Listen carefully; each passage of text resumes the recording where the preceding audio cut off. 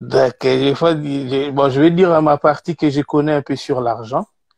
Parce que comme la question, moi j'ai vu quand j'ai demandé quel était le sujet de ce soir, on a dit est-ce que l'argent révèle ce que nous sommes. D'abord, ce que nous sommes déjà ce que nous voyons, ce que nous entendons, ce que nous lisons.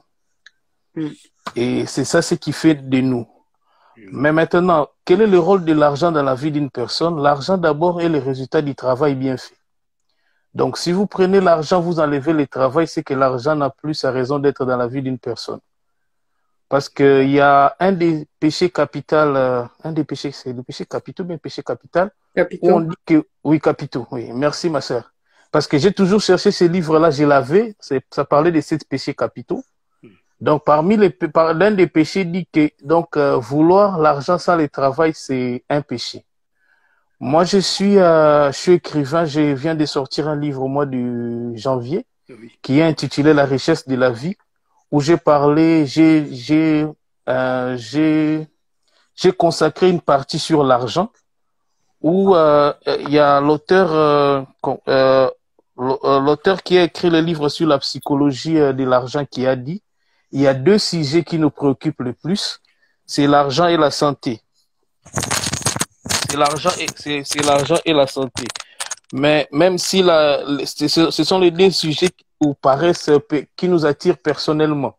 Mais une chose est importante, quand les gens disent que l'argent change les gens, l'argent ne change pas les gens. C'est ce que les gens sont déjà, mais qui ne s'est pas encore manifesté. Voilà. Vous prenez un verre plein d'eau et un verre vide. Si vous le bousculez, vous allez savoir quelle est la quantité qu'il y avait dans ces verres-là.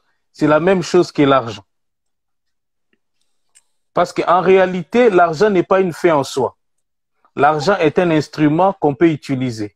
Parce que si tout c'est monnaie, l'amour du prochain n'aurait plus sa raison d'être. Totalement. Donc, d'une manière générale, l'argent ne change pas les gens. L'argent, comme dans la vie est une étape. Dans chaque étape de la vie, face aux situations dans lesquelles nous passons, ça révèle en nous les comportements qu'on avait déjà avant. Parce que comme je l'ai dit toujours, je l'ai dit dans un de mes livres que j'avais écrit sur la crise, ou sur la vie d'une manière générale, les drames dans la vie, ce n'est pas ce qui nous arrive, mais c'est la manière dont nous les gérons. Ouais. Parce que est-ce que les gens savent déjà comment est-ce qu'ils vont gérer l'argent? Un jour, il y a une banque où on a dit, j'étais dans le bureau d'un conseiller de la banque, il dit, si on vous donnait 10 000 euros, qu'est-ce que vous allez en faire aujourd'hui? Mais aujourd'hui, quand quelqu'un lui donne 10 000 euros, il ne sait pas ce qu'il va faire avec. Moi, je connais des gens qui me disaient, si moi on me donne autant d'argent, j'ai l'accident dans 3 jours. Parce que toutes les filles là qui me refusent, je vais les récupérer. Et cette histoire où les gens pensent que le jour où ils auront l'argent, ils auront toutes les femmes du monde, ça c'est une fausseté. Parce que Judas n'était pas une femme, mais elle a trahi Jésus.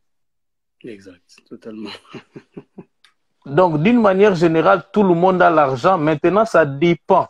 Parce que les gens ne cherchent pas l'argent. Les gens ne cherchent pas l'argent. Ils cherchent les sentiments et les émotions qu'il y a dans l'argent. Mm. Ouais. Parce qu'il y a des gens, ils pensent que le jour où ils auront une certaine somme dans leur compte, et c'est ce jour-là qu'ils croiront qu'ils sont arrivés. Mais en réalité, la vie est une continuité. La vie n'est pas un événement. On n'est pas dans l'événementiel. La vie est une continuité. Donc, la vie n'est pas comme on dit en physique et dans les conditions normales de température et de pression. Et il faut noter aussi que dans la vie, l'argent prend des ailes. Il y a eu des gens qui ont touché des millions ou bien, vous verrez 10 ans après, même le petit 20 euros ici, il est en train de les chercher.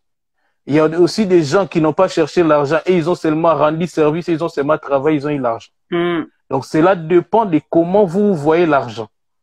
Parce que le problème dans la vie, c'est votre vision de la vie, votre manière de voir la vie. Et moi, je dis toujours aux gens, aujourd'hui, quand nous parlons de l'argent comme dans un live comme celui-ci, les gens peuvent avoir les gens qui ont des mauvaises représentations, ils peuvent croire que nous sommes des cupides ou nous sommes des voleurs.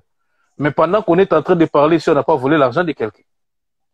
C'est juste que nous venons, nous écoutons les autres pour nous former, pour avoir une sagesse qui sera seulement le nôtre, qui nous permettra de bien gérer notre vie.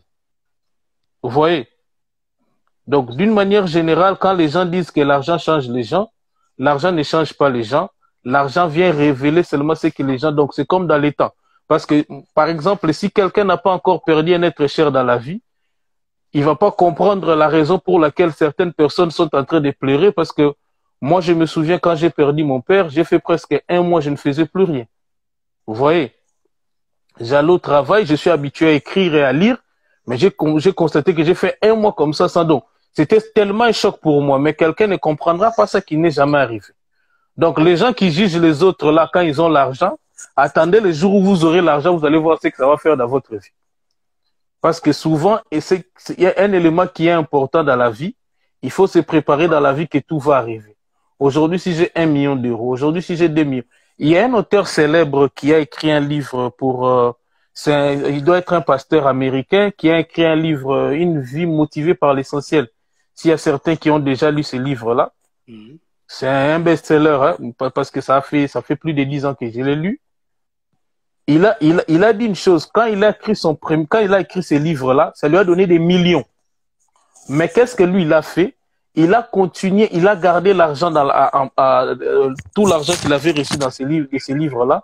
Il a mis ça dans ses comptes. Il a commencé à mener sa vie comme s'il n'avait rien. Il voulait d'abord tester comment lui-même il réagirait devant l'argent. Et cette histoire où les gens disent que l'argent ne fait pas le bonheur, moi je pense que les gens sont en train de faire des fausses modesties. Parce que si on vous dit que l'argent ne fait pas le bonheur, donnez-moi votre numéro de compte. Moi, je t'envoie mon numéro de compte, tu vas faire les virements chaque mois. Parce que l'argent ne fait pas le bonheur. Exactement. Parce que le bonheur, quand les gens cherchent le bonheur n'est pas un concept univoque. C'est-à-dire, le concept, ce n'est pas seulement ce que vous voyez. Par exemple, si vous avez été déjà avec les pygmées, un pygmée ne construit pas une maison, n'a pas besoin d'un grand immeuble, il construit seulement les Mungulu. C'est les maisons des pygmées que vous voyez dans les documentaires. Il sait qu'il va trouver une ruche d'abeilles, il va trouver la viande et il va manger pour lui, c'est fini. C'est ça tout son bonheur. Donc, d'une manière générale, quand on parle de l'argent, il faut que les gens sachent que les gens ne cherchent pas l'argent. Les gens cherchent les sentiments de reconnaissance.